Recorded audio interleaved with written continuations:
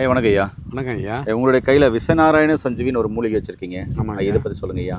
இது நம்ம மூக்கரட்டை எந்த அளவுக்கு நமக்கு சிறுநீரக செயல்பாட்டுக்கு உதவுதோ அதை நல்லா இம்ப்ரூவ் பண்ணுறதுக்கு அதே மாதிரி தான் இந்த விஸ்வநாராயண சஞ்சீவியும்.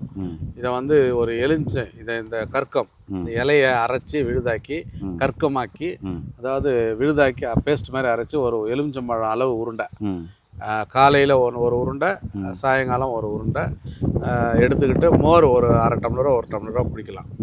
இதை தொடர்ந்து எடுக்கும்பொழுது அந்த நெஃப்ராட்டிக் டிசீஸுங்கிறது சரியாயிட்டு அவங்களுக்கு ரத்தத்தில் உப்போட அளவை குறைக்க ஆரம்பிச்சிடும். டயாலிசிஸ் பேஷண்ட்டும் எடுத்துக்கலாம்.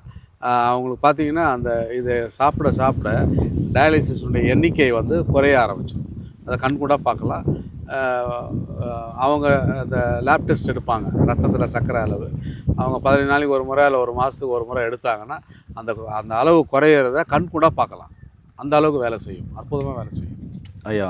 மூக்கரட்டை போல் விசநாராயண சஞ்சீவியும் ஒரு அற்புதமான ஆமாம் கிட்னி ஃபெயிலியர் சரி பண்ணக்கூடிய மருந்துன்னு சொல்லியிருக்கீங்க. இது எப்படி எடுக்கணும்னு சொல்லியிருக்கீங்க. ரொம்ப நன்றிங்க ஐயா. நன்றி.